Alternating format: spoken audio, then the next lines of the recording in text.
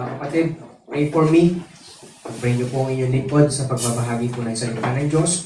Nanaway ito po ay magtagumpay. Amen? Isip pa ba kayo? Isip pa ba kayo? Medyo inaano ko lang po yung ano ko. Kasi pag nag-preach ko pala, dinig po hanggang dun. Dinig po. Medyo inaano ko lang po yung aming boses. Kasi lakas po pala, narinig pala tayo doon sa kahit nandito yung speaker. Narinig pala doon din sa kalsada. Okay? So, para hindi rin tayo makagambala sa ating mga nasa paligid. Okay? Ayan po. Philippians chapter 1 verse 27. Let's open our Bible. Okay, nakalive na tayo, brother. Okay, magandang gabi po sa bawat isa. Sa mga kapatiran po, dyan po sa Muntinlupa, Macedonia Baptist Bible Church, magandang gabi sa inyo. Okay, sa mga kapatiran po dyan sa Tanay, Rizal, magandang gabi po sa inyo. Dyan po sa mga kapatiran natin sa Brisbane, Australia, magandang gabi po sa inyo. Pastor Joshua, good evening. Salamat po. At Pastor James Tarjo, okay, and si Pastor Ronald Tutol, salamat po sa inyo.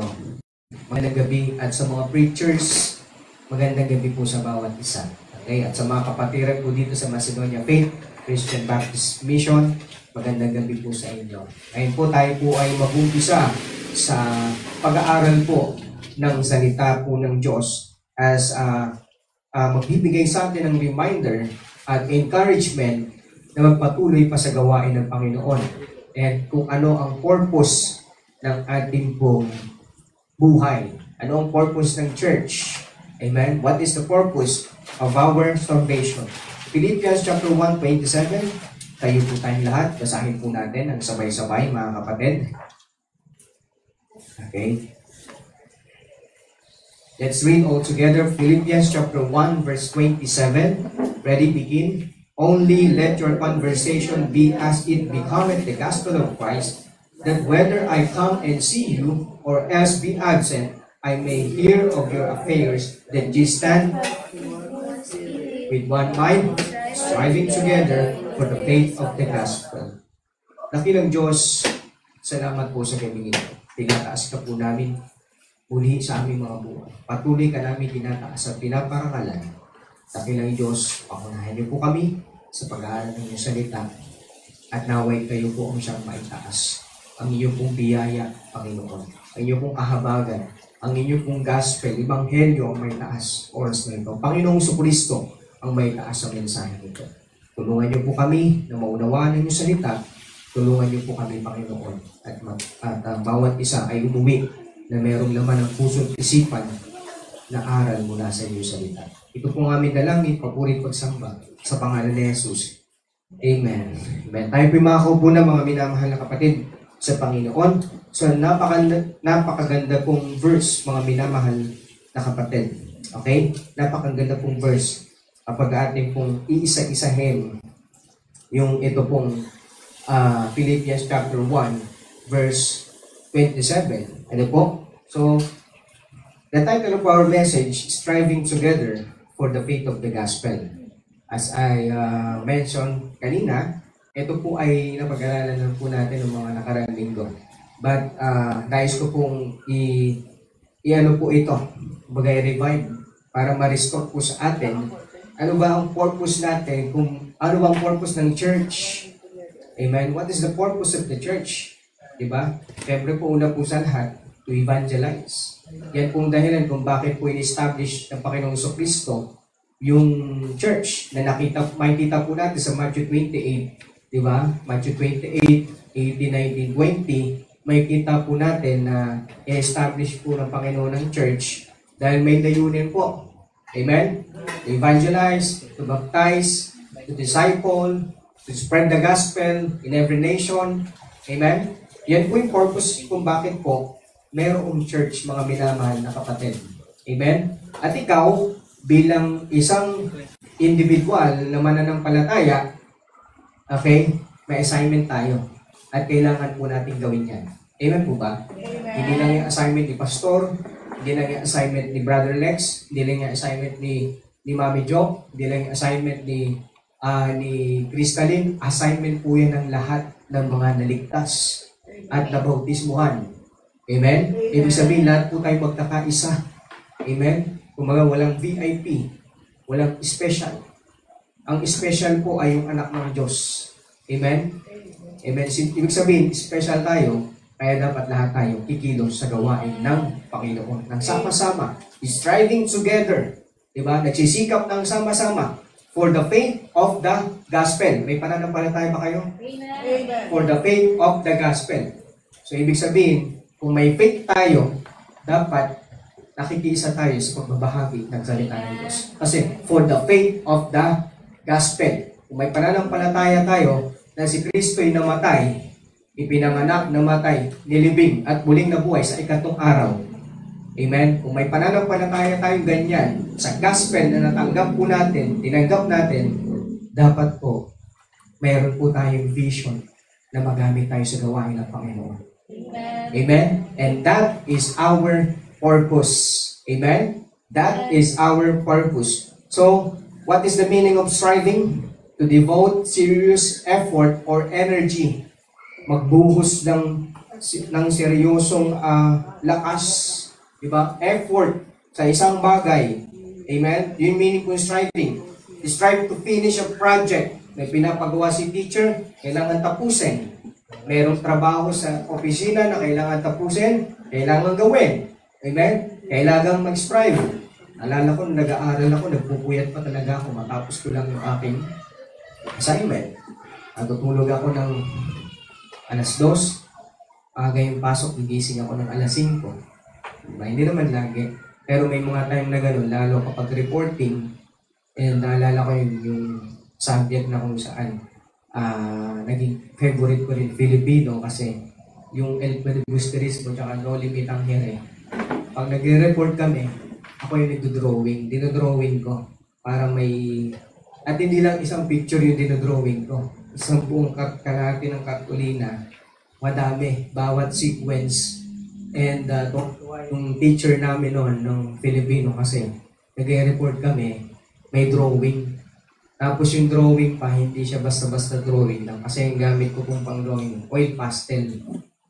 Oil with combination of colors. And tuwa-tuwa yung Filipino teachers namin. Kaya nga minsan, sa sobrang tuwa niya, pinapapunta niya kami ng ibang section para mag-report. Okay? So, yun yung time na kung saan dumami yung aking tagyawat doon. Dahil sa takapuyan. Ayan. So, strive, di ba? Kung sa pag-aaral nga natin, nagsisikap tayo, nagpupuyat tayo. Hello?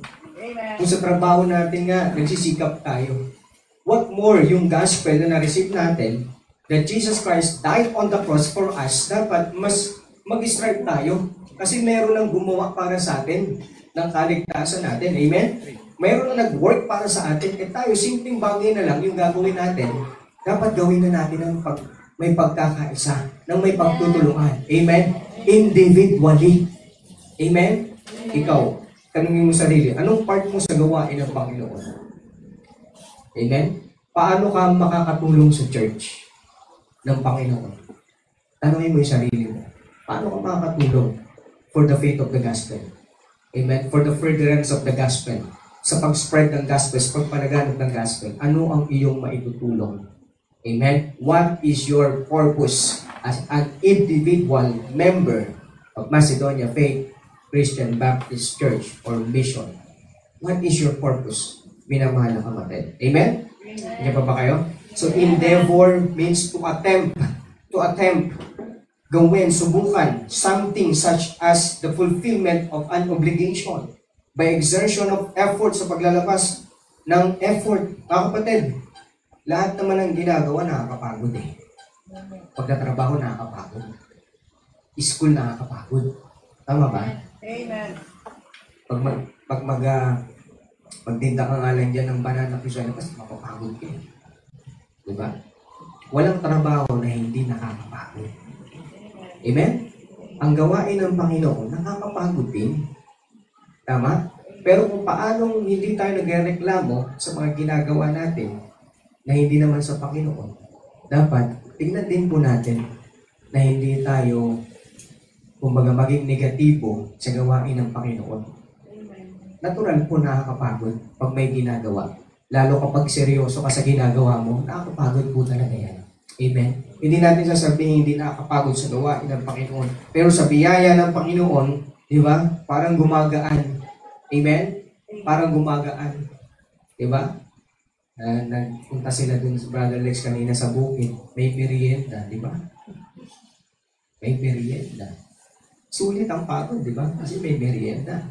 Sana laging ganun, di ba? Amen?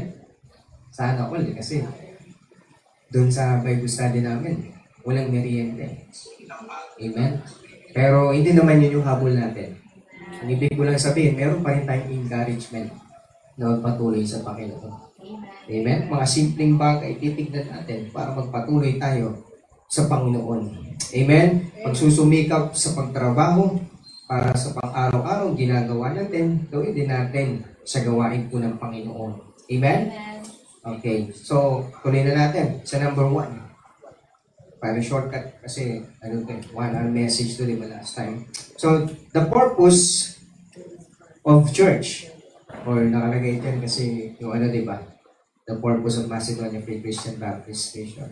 So, iyan na natin in general kasi may mga churches na nanonood sa atin. So, the purpose, what is the purpose or the purpose of the church of an independent Baptist church or mission? What is the purpose? Okay? Or every local churches, what is our purpose? Okay? So, number 1, to inspire people to develop a heart for God.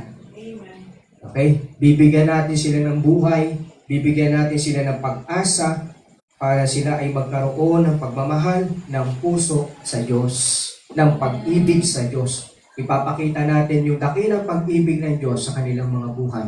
For God so loved the world that He gave His only begotten Son, that whosoever believeth on Him should not perish, but have everlasting life. Papakilala natin sa kanila yung everlasting life, yung love ng Panginoon. Ipapakilala natin sa kanila.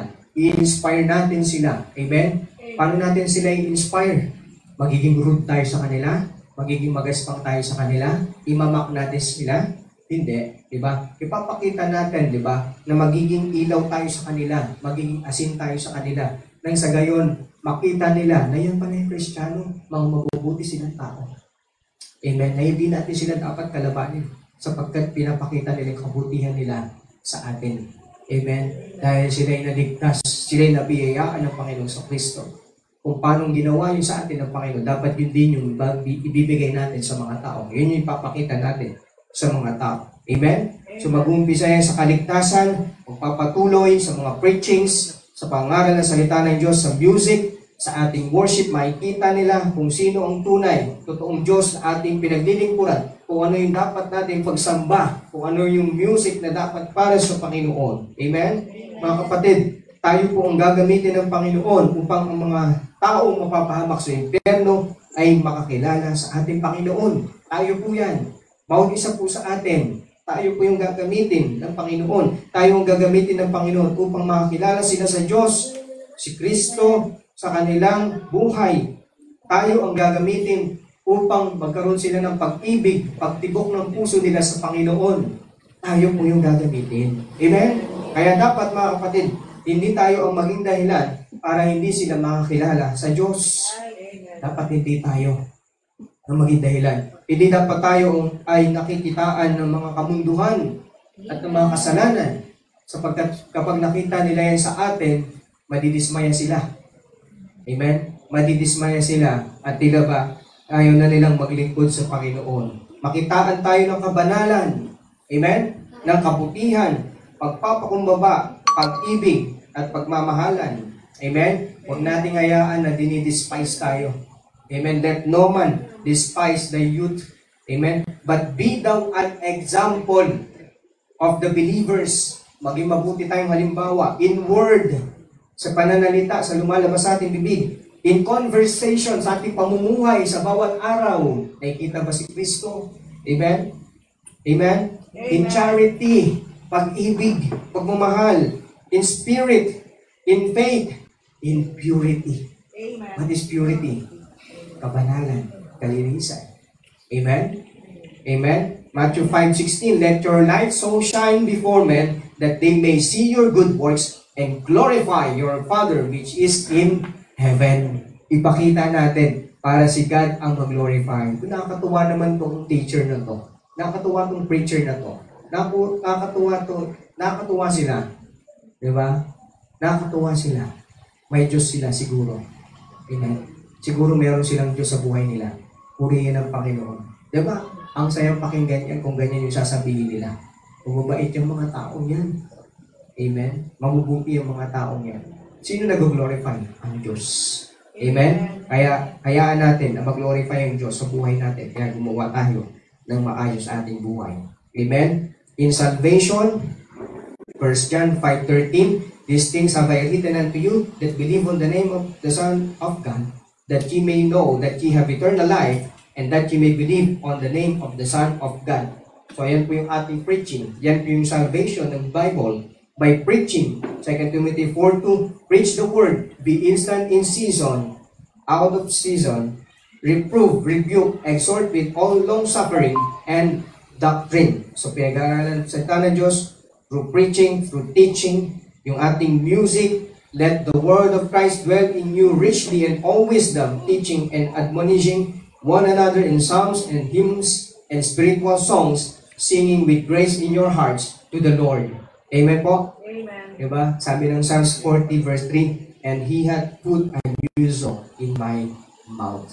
Bagong kanta. Amen?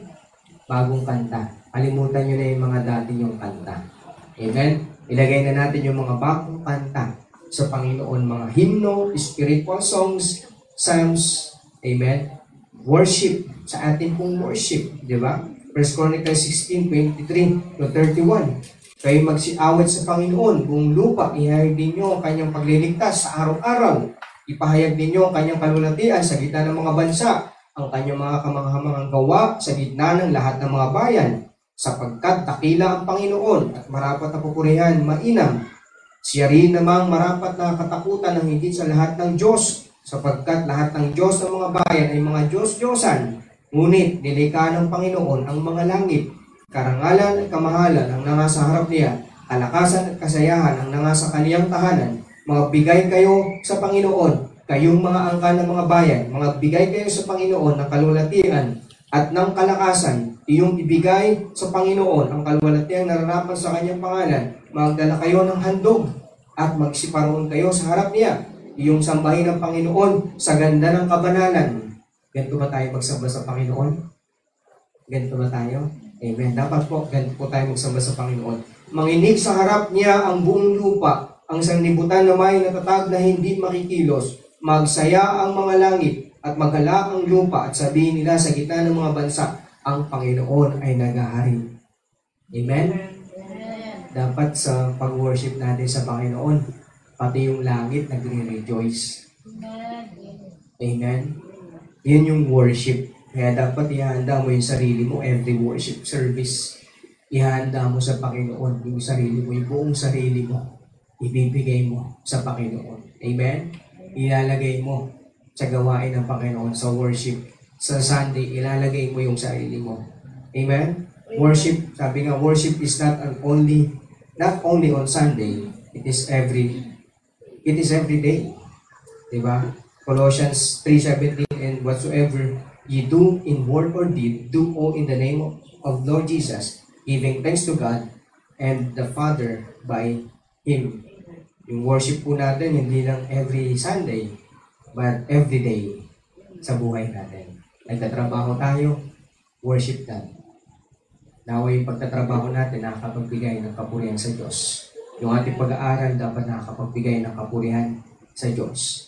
Everything na ginagawa natin. Nagsasolving tayo, dapat nakakapagbigay ng kapurihan sa Diyos. Umaawit, choir, orchestra, tumutugtog, dapat nakakapagbigay ng kalwalatian sa Diyos. Amen?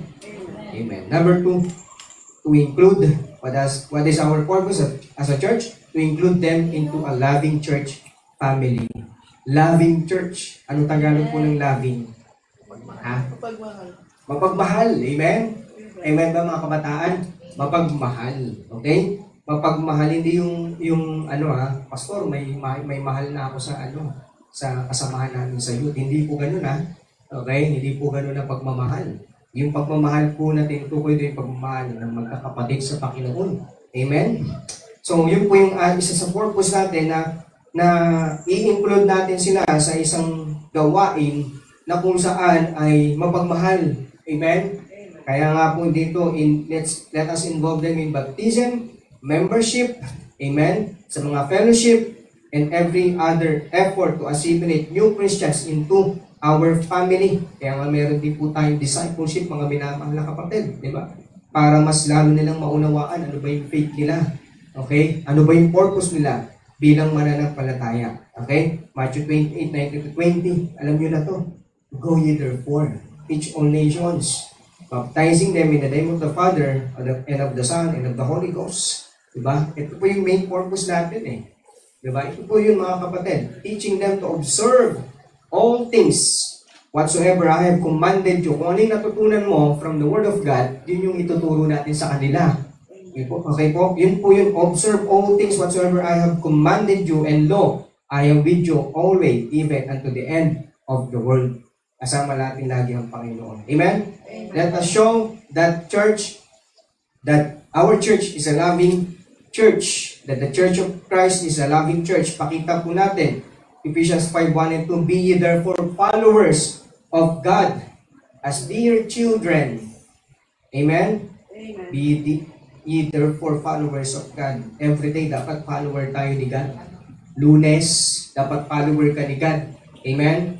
From 1 a.m. hanggang 12 ng gabi. Amen? Dapat follower tayo ni God. Hindi yung may oras na hindi ka follower ni God. Diba? May oras. Teka lang, dito muna ako. Diba? Dito muna ako ng alas 4 ng hapon hanggang alas 5 ng hapon. Pag 6, balik na ulit ako. Follower na ulit ako ni God. Diba? Pag 4 to 5 p.m., follower ako ni Satan. Grabe ng tindi, no? Dalawang puso. Okay? Sana dalawa ang puso. Alam niyo yan? Sabi dito, as walk in love, as Christ also had loved us, and had given Himself for us an offering, and a sacrifice to God for a sweet-smelling savor. Amen? Amen. Binigay niya yung kanyang buhay para sa atin na maging offering and sacrifice. Sabi, no? Offering para sa atin, tapos sacrifice pa para sa atin. Tanungin mo sa sarili mo, sino ba ako? Para handugan ako ng Panginoon ng buhay niya. Para handugan ako ng Panginoon ng kanyang pagsasakripisyo. Sino ba ako? Hello, amen? Amen. Diba? Para malugod ang Panginoon. A sweet smelling savor. Grabe, no? Ang kamatayan ni Kristo, ang kamatayan ni Kristo ang nagbigay, ang pagpalubag loob sa Diyos para tayo mapatawad sa kasalanan. Ang kamatayan ni Kristo. Amen? Amen. Kaya dapat ipakita po natin na ang church ay mapagmahal. Dahil si Kristo, minahal niya yung church. Amen? Minahal niya tayo. Kaya yun yung dapat yung ipapakita natin sa mga tao. May mga bago tayong believers, di ba? May mga bago tayong believers. Na Sunday, nabaptize sila. Ipakita natin sa kanila yung pagmamahal. Amen? Kung paano tayo minahal ni Kristo, ipakita natin sa kanila. Amen? Papansinin natin sila, kakausapin natin sila. Amen? Iwasan natin yung nag-groupings tayo. Tapos sila. Ganun din. Kasi pag nangyari po yan, mga kapatid, magkakaroon po ng grupo-grupo dito sa church. Church na nga, may grupo pa. Diba? Ano kaya yun? Church nga, ibig sabihin, iisa Tapos may grupo pa. Hindi po maganda. Kaya iwasan niyo po yan. Amen? Iwasan niyo po. Huwag po kayong namimili ng kakausapin niyo. Amen? Kasi si Kristo walang pinili. Diba? Wala namang Calvinist dito. Diba? Calvo meron. Diba? Pero Calvinist. Walang pinili. Kaya huwag din tayong mamimili ng kung sino yung kakausapin natin. Amen? Maging mapagmahal tayo. Pinakitaan kayo ng pagmamahal, ipakita nyo rin yung pagmamahal. Amen? Christ died on the cross to show yung kanyang love sa atin. John 13:35, But these shall all men know that ye are my disciples. Diba? Para makita nila na tayo disipulo ni Kristo. If you have loved one another. Kapatid, part na po sila ng church. Kaya kailangan natin silang mahalin. Amen? Part na po sila. Ang church ay binuhusan ng Diyos sa kanyang pagmamahal. Romans 5:8, but God commended His love toward us in that while we were yet sinners, Christ died for us. Grabe yung pagmamahal niya, no? Buhay. Buhay ang kapalit ng pagmamahal ng Panginoong Jesucristo. Amen? To inspire people to develop a heart for God, to include them into a loving church family. Number 3, to instruct people from the Word of God.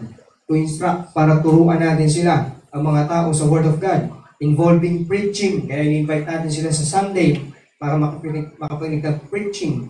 And ilalagay po natin sila sa Sunday school, teaching and discipleship in many different settings for all ages. Diba? Kaya kailangan ko po ng pagtutulungan po ninyo, bawat isa. And, amen? Kaya pinagpipray ko po, lumago po kayo. Managdagan yung mga teachers. Amen? Kasi kayo po nauna, tayo pong nauna. Tayo na po yung magiging teacher po sana sa kanila. Amen? Kaya kailangan po natin lumago, magsikap po tayo sa ating pananampalataya. Amen? Tingnan nyo po, Acts 2:41-42. A good picture ng isang church nagtutulungan at nagkakaisa. Acts 2:41-42. Okay? Pag-aralan natin to last time. Then they that gladly received His word were baptized. And the same day there were added unto them about 3,000 souls. And they, lahat ng naligtas, lahat ng nabautismuhan, okay, lahat ng napalataya sa Panginoong Jesucristo, ano nangyari? 42, and they continued steadfastly, walang patid, tuloy-tuloy. Ano bang itsura ng nagpapatuloy na walang patid? Amen? Nagpapatuloy na walang patid, walang tigil. Grabe, no? Nakaka-inspire. Kung na-imagine ko, araw-araw soul winning, araw-araw visitation, araw-araw prayer meeting. Continued steadfastly in the apostles' doctrine and fellowship and in breaking of bread and in prayers. Kaya nga dito po sa atin, yan po yung pinapractice po natin. Diba? Everyday evangelism, everyday meron tayong cottage, may visitation, everyday. Amen? Papanatilihin natin and pagpapalakasan sa doktrina ng Panginoong Jesucristo. Amen? Ng Biblia, sa tamang doktrina. Amen? And they continued steadfastly, tuloy-tuloy mga minamahal kapatid. Verse 46, and they continuing daily with one accord in the temple. Amen? Hindi lang bahay-bahay. Temple, pupunta pa, nag-pray, and breaking bread from house to house. Did eat their meat with gladness and singleness of heart. Nakakatuwa, no? Nakakatuwa yung fellowship nyo, yung masaya kayo, di ba? Amen? Yung bahay-bahay, ang saya nyo. Tapos nagkukwentuhan kayo. Tapos mamaya, Word of God, tapos prayer. Di ba? Nakakatuwa po yung ganun eh. Amen? Kulang na po tayo ng mga leaders. Kaya yung cottage natin, hindi po nagiging weekly, meron naman po. Pero yung kinukulang na po talaga ng ano po. Kaya I'm praying, no, madagdagan po yung ating po mga preachers para ma-install po sila sa mga area at may pagpatuloy po yung cottage. Amen? Yung tuloy-tuloy, araw-araw. Amen? Sa bawat tahanan. Amen? Siguro gawin natin, ibalik natin yung cottage prayer sa tahanan, ano? Diba? Yung para kahit hindi makapunta si pastor, at least kayong family, pag-pray kayo. Amen? Balik natin, mga kapatid. Diba ginagawa natin yan? So, gawin po natin, everyday, gawin po ninyo. Bago matulog, pray. Kung may gustong mag-share ng Word of God sa inyo, diba? Okay, habang kumakain, diba? Habang kumakain, and then mamaya-maya, pag-pray na. Pag-close sa prayer, pag-pray yung gawain ng Panginoon. Amen? Para mas lalong maging matibay. Hanggat hindi pa kaya na, may magpunta. Kasi, kulang po talaga. Okay, kailangan pa natin ng mga pamanggagawa sa Panginoon. Okay? So, pray. Pray hard. Pag-pray natin na maigi.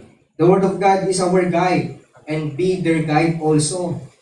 Kung yung salita ng Diyos naging gabay natin, ito rin yung magiging gabay nila sa mga araw-araw ng pamumuhay. Psalms 119 verse 105, Thy word is a lamp unto my feet and a light unto my path. Yun po yung ilaw, di ba? Yun po yung guide ng paa natin papunta po sa tamang landas.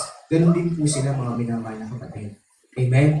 Kaya pagtutulungan po natin sila. Amen? Amen?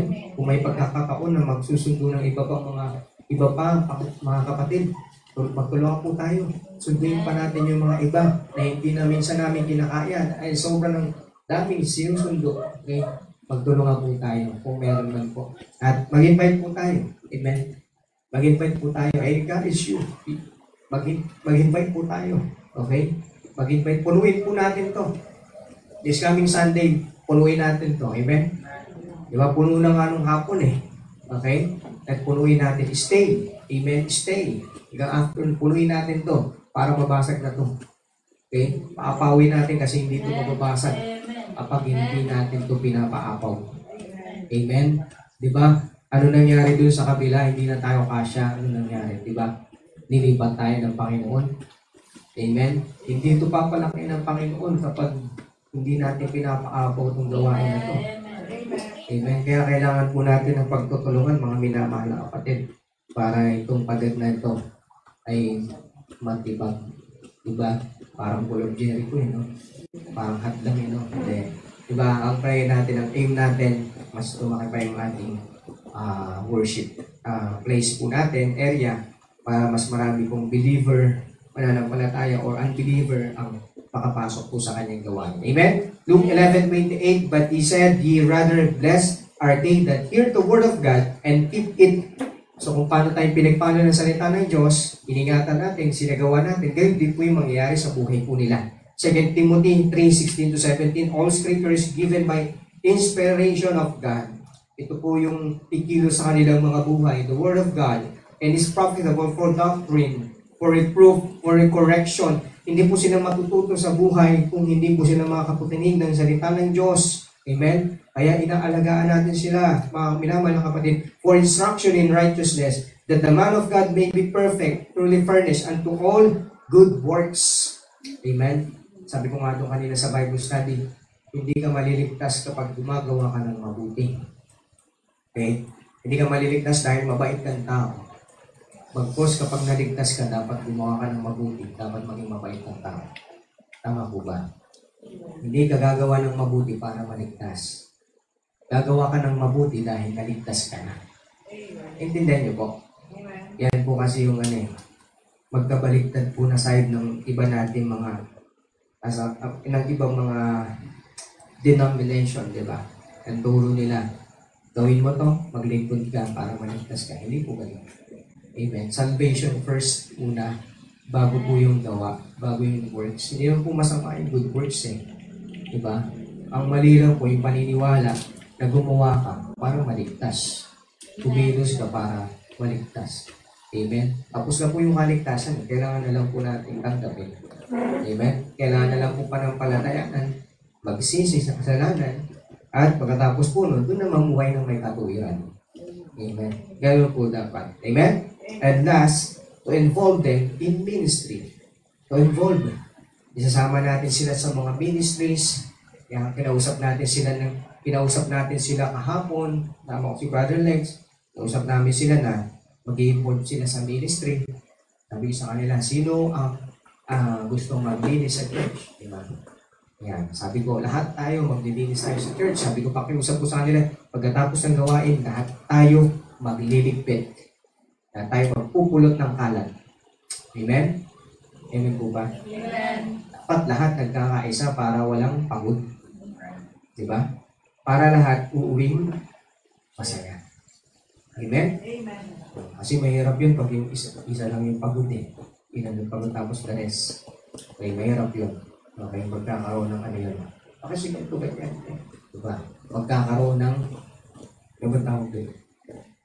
Okay? Comparison ba yung tawag doon? O tama, di ba? Meron ng comparison, meron ng conflict, di ba? Bakit naman? Bakit sila hindi bakit kami dito katulong? Yan, na naman si Pastor. Okay? Kaya nga dito, di ba, pantay-pantay po tayo dito lahat. Amen? Kaya kailangan natin ng pagtutulungan at pagkakaisa. Amen? Yung pagpupulot ng kalat, ministry po yan. paghuhugas ng plato, ministry po yan. Lahat po yan ay ministry. Sapagkat lahat po yung ginagawa natin sa Panginoon. Amen? The Lord Jesus Christ gave the ministry. Amen? Siya ang nagbigay ng ministry, si Jesus Christ. Kaya pag di natin ginawa, kanino tayo hindi sumunod? And I thank Christ Jesus, our Lord, who had enabled me. Akalain mo yon, nilagay ka para sa ministry na yan, tapos hindi mo gagawin. Hello? Sino naglagay? Si Jesus Christ. Amen? Hindi kayo sumuway sa pastor. Sumuway kayo kay Jesus Christ.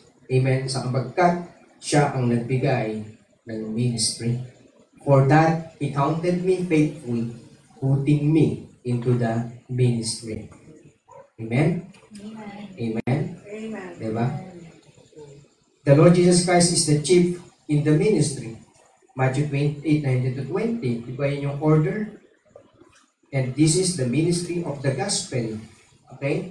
Siya po ang head, hindi si pastor. Amen? Hindi po akong head dito. Tatiwala lang po tayo ng Panginoon. Amen? Hindi po akong head. Kaya kung may pag-aandilangan sa pagsunod natin sa Panginoon, tanungin natin ang Panginoon. Diba? Letter C. The Lord Jesus Christ wants growth while in His ministry. Tayo sa Panginoon na lumalago tayo habang tayo nasa ministry. Hebrews 5:12. For the time we ought to be teachers. Ito yung sabi dito, dapat mga tagapagturo na kayo eh. You have need that one teach you again. Tuturuan pa ba kayo ng paulit-ulit? Sabi, which be the first principles of the oracles of God and are become such as have need of meat. Diba? Kung ba, sabi dito ng writer, ang laki mo na, gatas pa rin. Diba? Ang laki mo na, gatas pa rin. Hindi ka pa marunong kumain, gumuya ng karne. Okay? 2 Peter 3:18, but grow in grace and in the knowledge of our Lord Jesus Christ, Savior Jesus Christ. To Him be glory both now and forever. Amen? Amen. Ang nais po ng Diyos, ay nais po ng salita po ng Diyos na tayo po ay lumago. Amen. Na tayo po ay lumago. Amen. Sa ating pananampalataya. And to impact our community and the regions beyond with the gospel of Christ. And He said, and then go ye into all the world and preach the gospel to every creature. I-preach. Magkaroon tayo ng impact sa kanilang mga buhay. Amen. And last verse, Acts 20:24, Nagpat hindi ko minamahal ang aking buhay, nawaring sa akin ay mahalaga. Paghanap ko lamang ng aking katungkulan at ang ministeryong tinanggap ko sa Panginoong Hesus na magpatotoo ng ebanghelyo ng biyaya ng Diyos. Amen? Magpatotoo ng ebanghelyo ng biyaya ng Diyos. Amen? This is our purpose as a church, mga minamahal na kapatid. Yun po yung nandun sa wall. Nasa likuran po natin. That is our purpose, mga minamahal na kapatid. Amen? Do it, live it, love it, share it. Amen?